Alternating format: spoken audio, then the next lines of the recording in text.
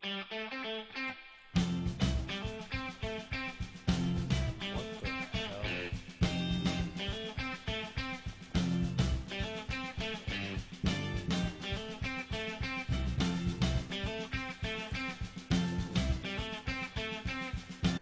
that, everybody, is the sounds of the Mofo Party Band playing their hit, the El Paso Boogaloo. Can you believe it? That's actually a song called the El Paso Boogaloo. And I thought that was an interesting way to start today's segment because so many people are talking about the Boogaloo.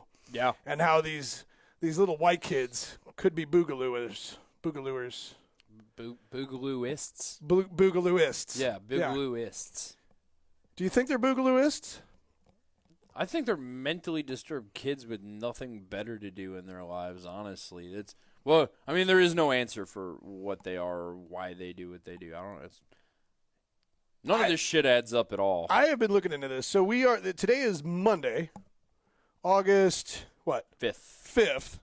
And over the weekend, essentially, we had 2 active shootings. Yeah. I was in here doing podcast 26, Shots Fired 26. This is Shots Fired episode 27, by the way.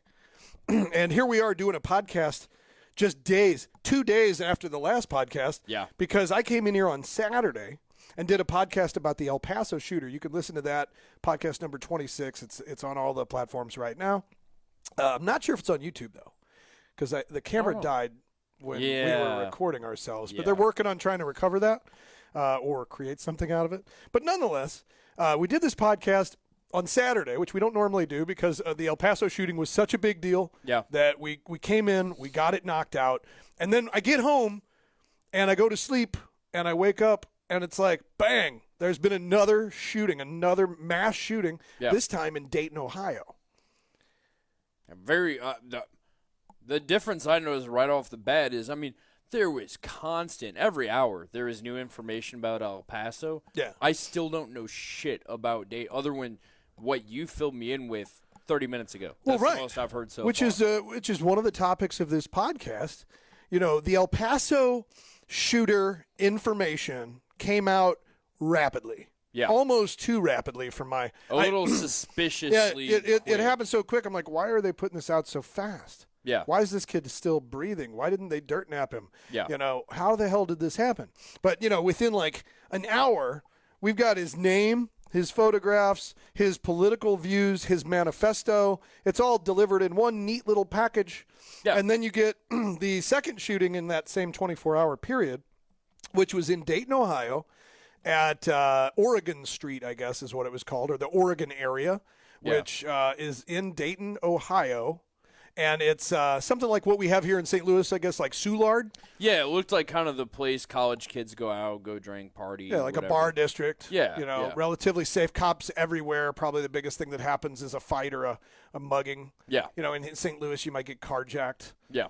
Something like that. I don't know about Dayton, Ohio, but looked like a mixed race area. There were white people and black people there and involved as victims. But nothing comes out about the shooter. They didn't even release his name for a long period of time. Now that could be just the difference in investigators. Down in Texas, they might do things a bit differently than they do in Dayton, Ohio. But we spent copious amounts of time today digging and digging and digging for information on Connor Betts is the name of this kid. I'm done with the whole let's not name him. Who gives a fuck? Kid's Connor Betts. He's a fucktard. And he got, according to NBC, he showed up wearing a mask and body armor. Yeah. And ear pro. Okay. And was carrying, get this, a .223 caliber AK-like assault rifle with a 100-round magazine clip drum. I hate those things. And extra magazine clips. Yep.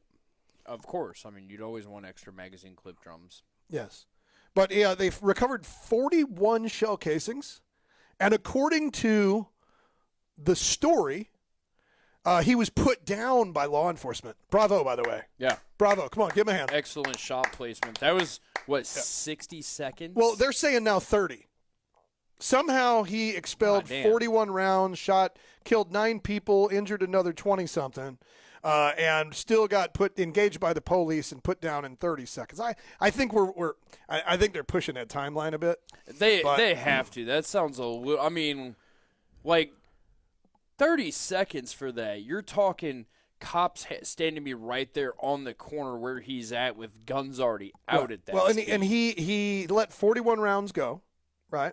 And you figure, that would have been a constant split time of roughly a shot every half a second. Yeah, I mean that's not ridiculous. It's not impossible. I mean, one of us could easily get away with not get away with it, but do that with split times. We could dump 41 rounds in 30 seconds easily. And I'm assuming he wasn't aiming; it was just dumping into a crowd or something. I mean, I don't know. Well, I don't know. It sounds like that's the thing. There are no details. Like all these details came out about El Paso. Yeah.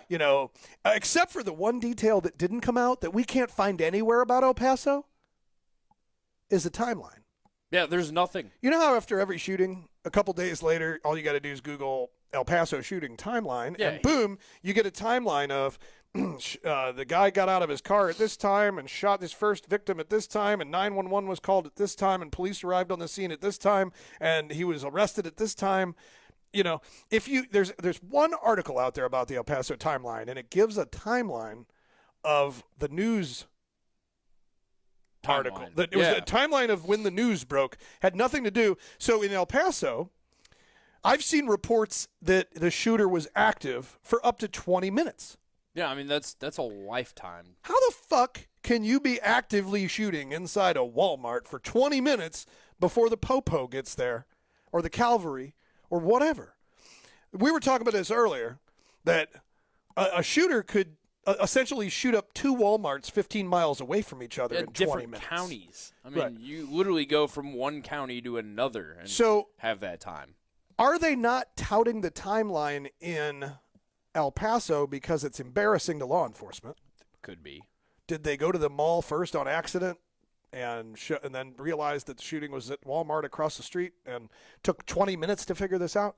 I don't know. If anybody has a link to the timeline for El Paso or any type of information as to the time from shots fired to the time officers arrived on the scene. I know they didn't engage the guy because somehow they arrested him on the street. Like, he got done shooting and was like, I'm going home. I got a lot of questions with that, too, without diving too much into it. Stuff like... Right. Go ahead. Sorry. What you just said, you just stopped. And also the fact that somebody pointed out in a comment on one of the pictures, when you see, and you get a good solid picture of him walking into the Walmart, I don't see any mags. He's, as of right now, upwards of close to 50 people hit altogether.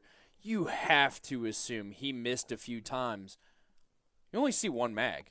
I mean, right. Unless he had him in his tactical pants, because he did have some baggy pockets on his pants. I mean, that's the only thing I can think of. But But he had one 30-round magazine, looked like a Bakelite. Maybe it was a little lighter color than a Bakelite. It was kind of a tannish color. Might have been a polymer AK mag. One of the in his Wasser 10. This whole thing doesn't add up. So we're not really supposed to be talking about the El Paso one, but there's a reason we're doing this, right? We're here to talk about Dayton, Ohio, but yet El Paso absolutely motivated the shooting in Dayton, Ohio. We know that to be true. And I'll get to that in a minute. But so the El Paso shooter has one magazine that we can tell. Yeah. In the photographs, it does not look like he's wearing body armor, but everybody said that he was. Same thing, though. Eye and Ear Pro, which I've never seen before. Eye and Ear Pro, first time we ever saw that, which in his manifesto, if you listen to the other podcast, we read part of it. He says that, he's planning on dying. He did not want to get the death penalty. He wanted to die. So why he was so easily taken into custody is beyond me. Did he just run out of ammo? Did he not come with enough bullets?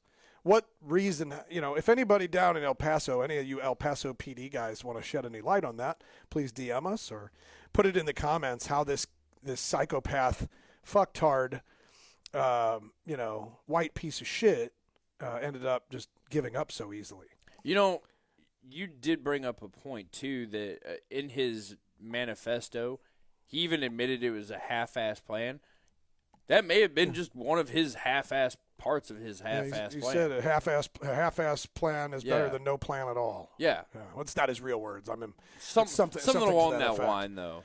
But maybe that's what it was. But with his manifesto, just now, so the El Paso shooter references the Christchurch shooter in Queensland, or was it Queensland?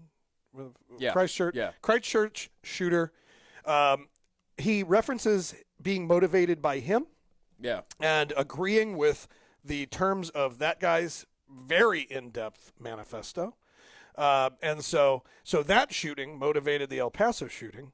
And we can tell that the El Paso shooting then motivated the Dayton shooting. However, and we can tell that because, A, the Dayton shooter, this Connor Betts, he was pretty popular on Twitter. He had 1,300 followers on Twitter. That's not a lot, but it's more than your average schmuck. It's not 40 people. Right. I mean, I don't think I have 1,300 followers on Twitter. You know, our world doesn't involve Twitter very often. But 1,300 followers on Twitter. He was very active on Twitter, and he liked all of the tweets about the El Paso shooting just hours before he did his Dayton shooting. Okay? So we know that he was at least amused by or motivated by. But then the next connector is, according to NBC News, the Dayton shooter, I want to say Daytona for some reason. I got Rolexes on the brain. The Dayton shooter was also wearing Ear Pro. Yeah, which, again, I've never heard. I mean, it's definitely new. I've never heard of that. Yeah, it's. I'm surprised the Dems are not talking about banning Ear Pro today. Because they're talking about banning everything else, and it's not just the Dems. No, sadly, not. So today is the day. It's the first day of the rest of your life without your firearms rights, because today Daddy Trump said that, you know what, we got to do something about those guns. Just like he tweeted that we needed to do something about those bump stocks. You know, and he's referencing specifically background checks, because that is the FUD approved infringement on the Second Amendment rights. Of course, yeah. You know, what's wrong with background checks? Everybody should have a background check. Well, I don't disagree with that 100%, but a right's a right, right? And so that's it shall not be infringed. You know, I've gone two different extremes, because on one hand, I've worked in this community for a while now, including gun range, and I've seen some people who it's definitely questionable if they should have a gun, just mental capacity wise. At the same time, there's that other extreme part of me that shall not be infringed. I don't give a fuck if you're a felon. Personally, I think there's a lot of felons who should have firearms. I know a few of them. Yeah. Did stupid shit when they were teenagers. Yeah, or 18, I mean, 19 unless years it's old. some seriously sick, twisted, violent shit. Violent felonies. Yeah, rape, chomos. Fuck, they shouldn't even be in prison. That's a whole other thing in itself. Chomo? Child molester. Oh, child molester. Okay. Yeah. I thought you were talking about some sort of crazy. I thought chomo was like some sort of worse than sodomy. No, but I thought that was one of your, I don't know if you guys know it or not, but this is the guy sitting across from me that does the crazy sex positions on Instagram. And I thought maybe chomo was a sex position. Sorry. No, the nastiest of nasties, they don't get any rights. They should be just put down, in my opinion. Because that's roadside execution. I'm all for it. Yeah. But, okay, and before I get into another tangent, something I wanted to come up with what you said, the connections between the Dayton and the El Paso. Here's the one that confuses me, though. Because there is a huge gap in hatred right now between left and right. And, quote-unquote, the El Paso shooter is being associated more with the right side because his rants of the immigrants. Yeah, he was anti-immigration, admittedly pro-Trump, although in his manifesto he says, don't blame Trump for this. I had these feelings long before he was president. And he claims he doesn't associate with either side, that both sides are the problem. Right, and so he's seemingly a white supremacist, nationalist, psychopath that leans to the right. And somehow he motivated a shooting in Dayton. Somebody who's on the left. And here's the reason. So now we're getting to the meat and potatoes of this podcast. We talked about, all the information came out quickly, and there's tons of information about the about the El Paso shooter. But the Dayton shooter, you got to dig and dig and dig and dig And to try even to then, find anything. hardly. And even then, there's still a bunch of stuff being unsaid. Yeah. And it's because, according to The Heavy, I want to find this really quick. According to theheavy.com, Bet's own father weighed in on the Sandy Hook massacre on his Facebook page in 2012, saying that discussion about the causes of the massacre is petty and is exactly wrong. Trying to understand the causes of this tragedy is the only way to keep it from happening again, and keeping all other children safe from this kind of crazy is the goal. How many more children have to die before we can have a rational discussion on this? So his father is publicly anti-gun, dating back to Sandy Hook, and then on his Twitter page, his 1300 fan Twitter page, he self-describes himself in the bio section as anime fan, metalhead, and leftist. Dun, dun, dun. Leftist. Doesn't fit the propaganda they want to push. He further goes on Twitter, on one of his tweets, that said he would happily vote for Democrat Elizabeth Warren. He praised Satan and was upset about the 2016 presidential election results, saying, "I wanted socialism, and I will not wait for the idiots to finally come around to understanding." So this kid is an admitted leftist, Satanist, socialist, coming from an anti-gun family, but he wasn't anti-gun. He seemed to have a fascination, because another one of his tweets were guns here, guns there, guns everywhere. You know, the only right you have is to die. You know, almost sounds like the line out of a metal song. You know, this really concerns me, though, because this kid was a metalhead and liked anime, and that basically describes you. If you and Fat Dark Earth had a baby, I was going to say, it would be a metalhead anime masturbator. Here's the weird thing, though. Typically, metal is extremely pacifist. Like, it's very left-leaning politically for the most part. And then to further into it, I've spent quite some time. There's the dead guy. Studying different religions. I mean, everything from Catholicism to Zoroastrianism to Wahhabi Islam, the different sects of Islam, Taoism, Buddhism, Satanism, all that.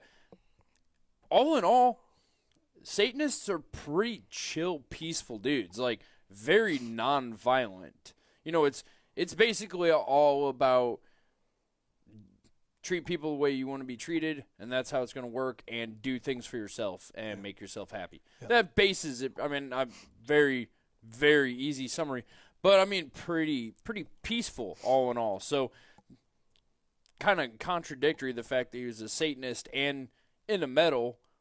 Both. He was actually wearing a heavy metal hoodie. Yeah. In the picture I just showed a second ago, and we're going to show it now, of his actual dead body, surrounded by the jack boots that put him down. You can tell on the picture that he's got a bullet hole right in a pass-through wound right on his spine and his lower back. Excellent shot placement. Another one seemed to graze him on the love handle, and that was the only two bullet holes we could see in this picture. The other things we can't see in this picture are body armor, although there is a straight line apparently. Yeah, something stands out. Like something standing out underneath his hoodie. Could have been soft armor, maybe.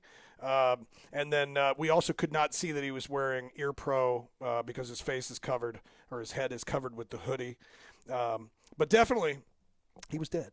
And he was dead very efficiently by the popo that put him down.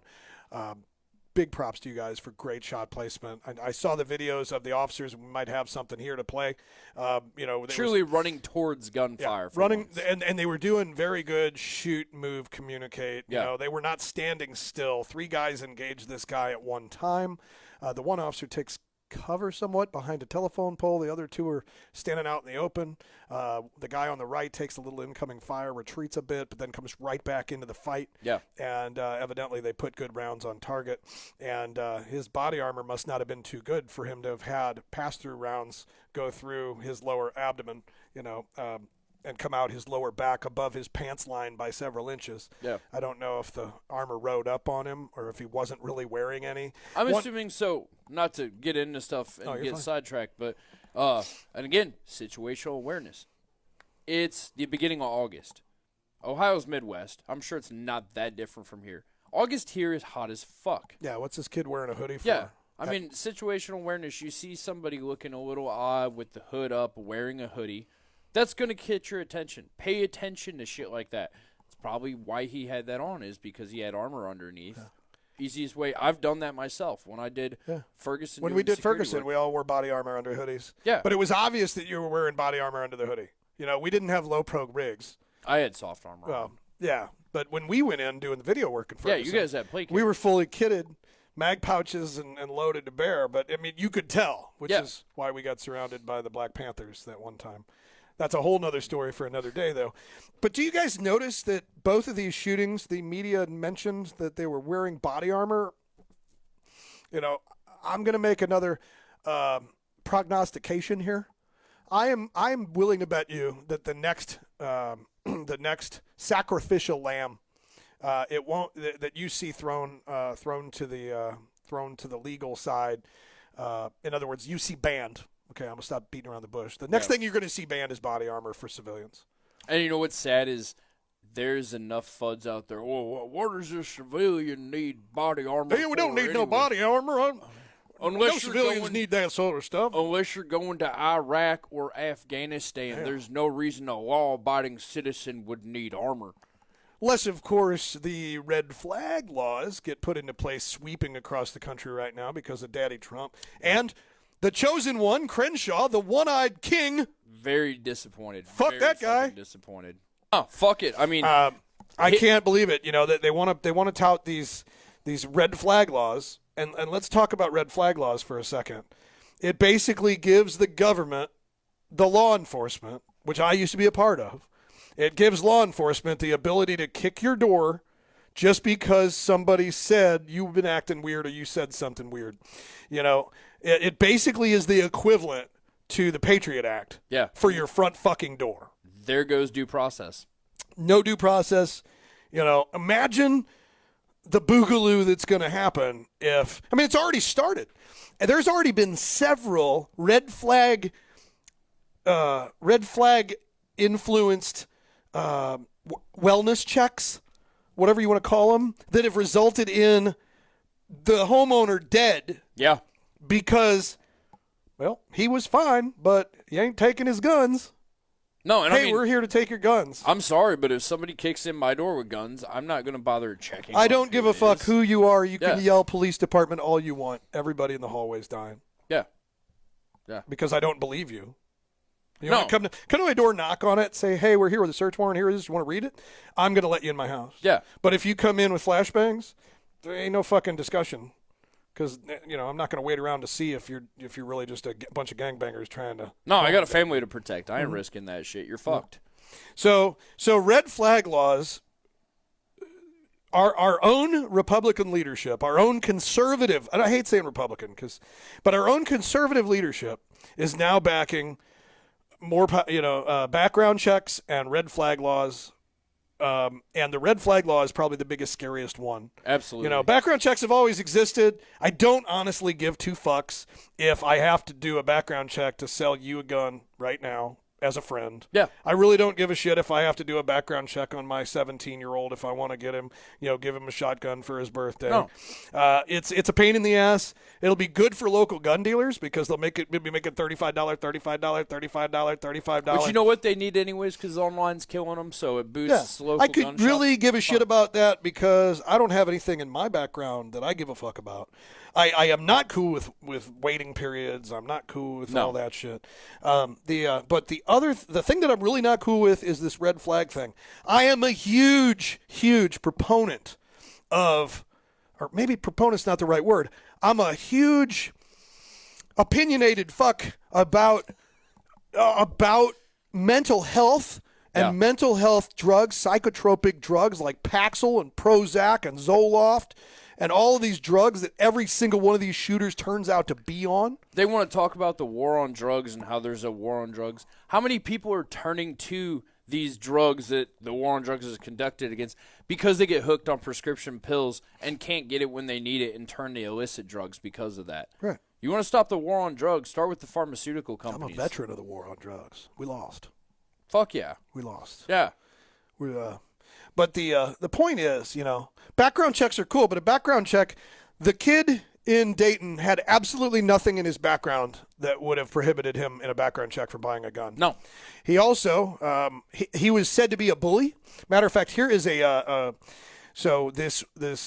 socialist, leftist, anti-cop, anti-racist. He's basically Antifa.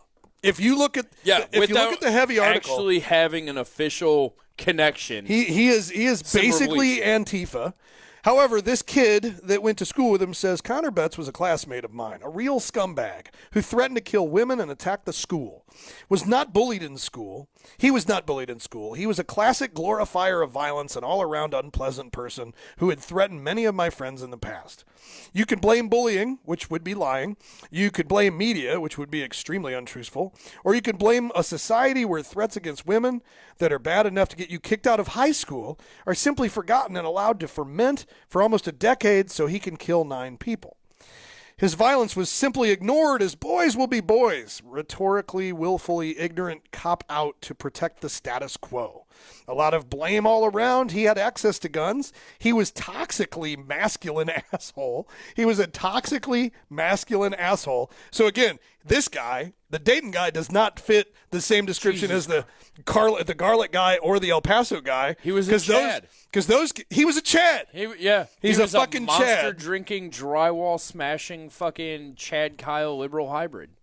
Sweet Jesus. Oh my God.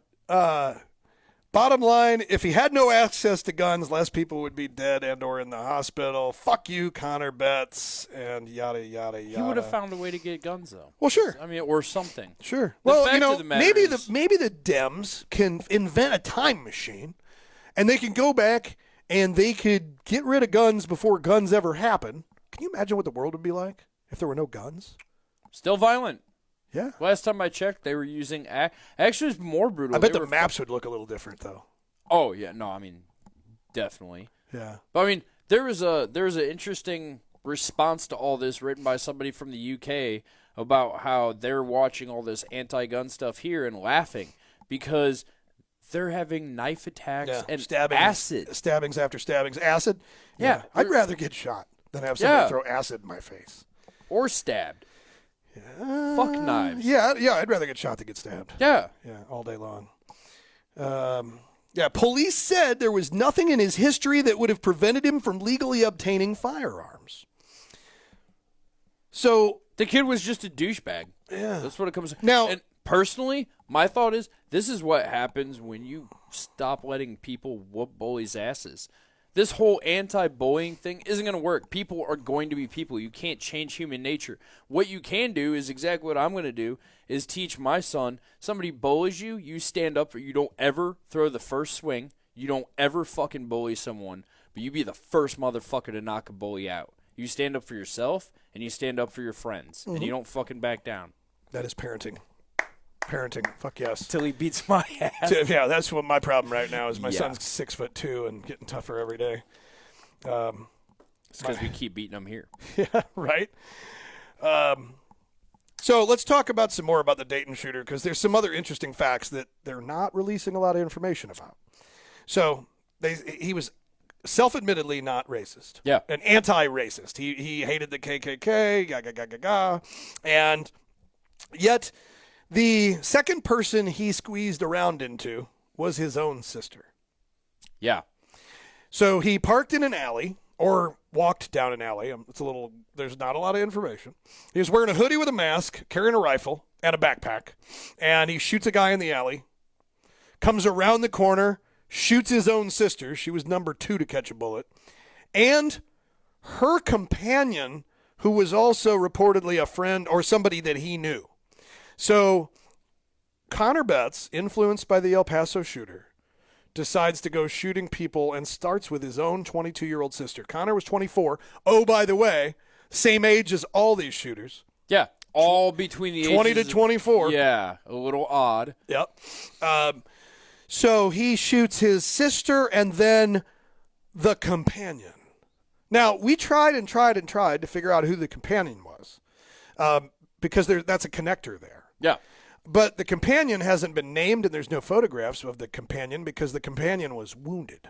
The chances of him, too, going to the same place his sister happened to be and shooting it up is a little odd, which means most likely he knew that's an where she's going. ultimate karma's a bitch story if the second person you active shoot is your sister. Yeah. But, so I don't think that's what went down. My first assumption as a former cop when I read about the companion and the sister, and the fact that 6 of the 9 people dead are black, I thought, okay, this is a deal where the white sister was dating a black guy and the white brother said he went down there to put an end to that shit. Yeah. But then when you read about this kid, that doesn't seem to be his motive at all. I almost wondered if it was like it comes out it's his best friend and his best friend was fucking his sister or something like that. Yeah, it could be something like that. I mean, the dude already has a history of violence against women, yeah. So not surprising he killed his sister. And the fact that he's already a douchebag and pretty vocally violent. Yeah. Well, and he listens to the toxic hard rock and roll that our parents have been warning about us since the 50s. So this is why I worry about you, because I know you listen to this shit. Here is the song, Ramirez, by, how do you say it, Acacia Strain. Acacia Strain. Yeah. Good fucking band, dude. Yeah, here they come.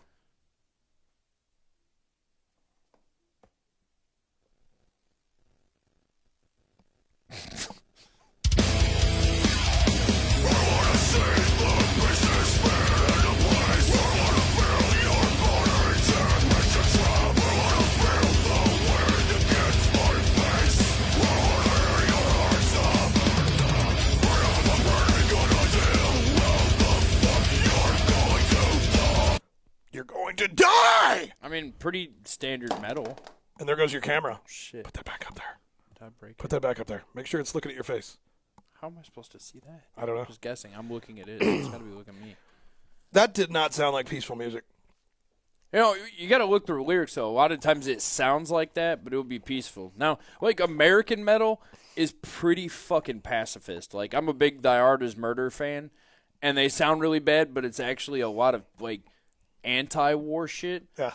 But then black metal is a whole different story, and if you're in Norway, they'd take the picture of him dead wearing the hoodie and probably make that an album cover. I'm forgetting the name of the band, but there's a Norwegian black metal band, completely unrelated. No, the lead singer offed himself. Yeah. They snuck in before the cops got there, took a picture, and made that their album cover. That's fucking hardcore. Yeah, that's hardcore. Here, I just happen to have the lyrics to Ramirez, which, the lyrics were on the hoodie he was wearing.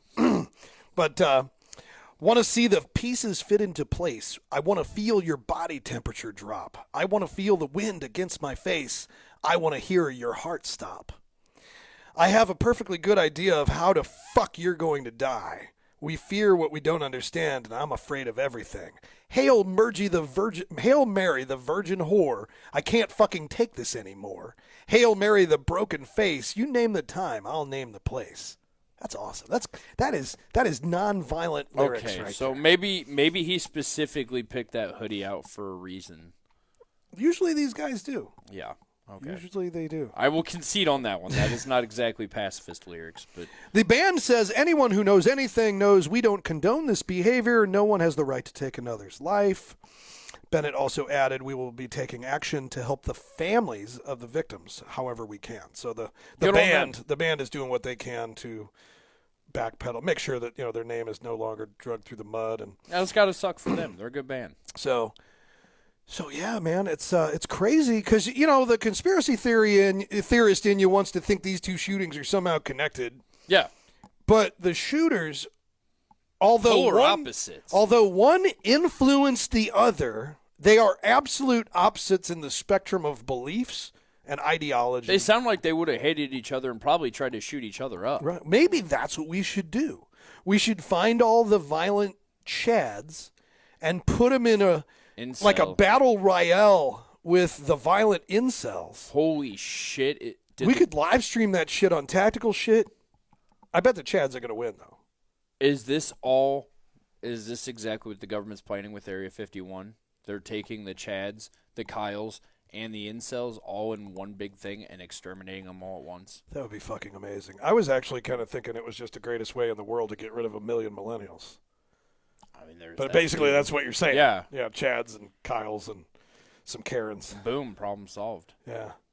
Somebody asked us the other day if we would make a T-shirt like this, the Area 51 Raider shirt, that said "press in glow stick, glow tape on the back or reflective tape," and said "live streamer, not a weeb." Don't drone me, bro. I just thought of another one on top of that. We need to make a Karen shirt. A Karen shirt? I don't know how. Just something involved. I'm really surprised our Naruto runner shirt hasn't sold very well. I mean, come on. If you look good in a tank top, just be a Naruto runner. Hey, we want to thank our sponsors for being crazy enough to sponsor this podcast, because we say things around here that probably get us in a little trouble. But our sponsors don't endorse any of the shit that comes out of our mouth. Those sponsors include Adams Arms, which is currently offering Tactical Shitheads a special piston kit offer. If you order their 6.25 piston block, their micro piston kit, you get a free 14.5-inch Voodoo Melanite barrel. Very high quality barrel for a government style build. Absolutely. And, you might not be wanting a 6.25, but it comes with the barrel, so that eliminates the problem. Yeah. Right? So, super lightweight, Melanite Voodoo barrel. Voodoo's no longer, so that's why they're dumping these barrels, because now Adams is everything, right? Adams is under new ownership. A lot of the people are still there. Yep. The people we've been dealing with for years are still there, but they're under new ownership, and their new ownership believes in Tactical Shit, and they're back as a sponsor. We're also sponsored by ClipDraw. ClipDraw is a affordable, lightweight alternative to holsters. And they've just got safer when they introduced the Kydex trigger guard to go along with the ClipDraw. They're giving Tactical Shitheads a special deal. If you use promo code TacticalSht, you buy a ClipDraw for whatever subcompact gun you're carrying, as well as the Kydex trigger guard. You're going to get 25% off, plus $5 off, plus free shipping. So $33 and change. And you've got a way to carry in your board shorts, your gym shorts, your silkies. Yep. It lightens up your load quite a bit. And I actually one time even put the little 550 cord around my nads so that when I drew the pistol, the 550, it give you a little bit of a yank and a tug,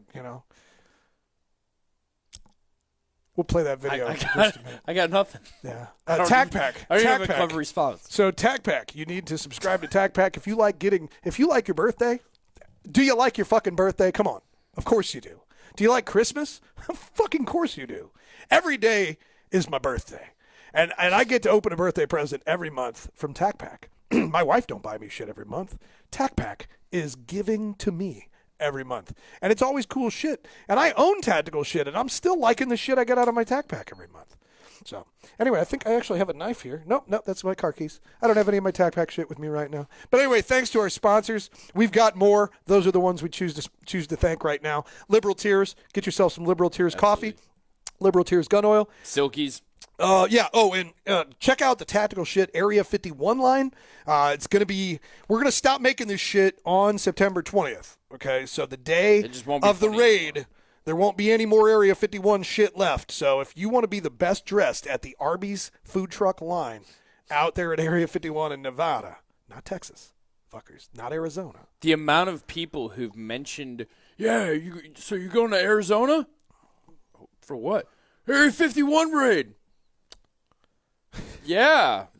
Arizona, huh? Mm-hmm. All right. Cool story, bro. If you want to be the best dressed in Area 51, we got the Silkies. We've got the Raider T-shirt, always forward. And if you are a little bit more wild, you can get the version of this shirt that says clapping cheeks. If you're into clapping those alien cheeks. So we've got the shirts. We got the Silkies. All kinds of good shit coming out. Oh, by the way, also, it's back to school time. Make sure you check out Pack Protect on the shop.tacticalsht.com website. Pack, P-A-K, Protect. It's ultra lightweight body armor for your kid's book bag that stops basically every handgun round we could find, plus shotgun slugs, and it only weighs like a pound. fucking good shit, and it's affordable.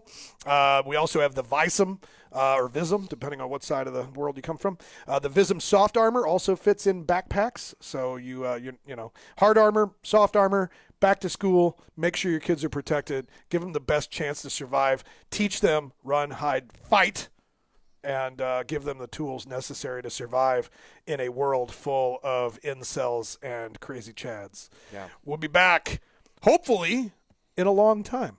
But the way things are going, Doubtful. we'll probably be back in the next day or so, and we'll be welcoming back Fat Dark Earth, fresh from his honeymoon.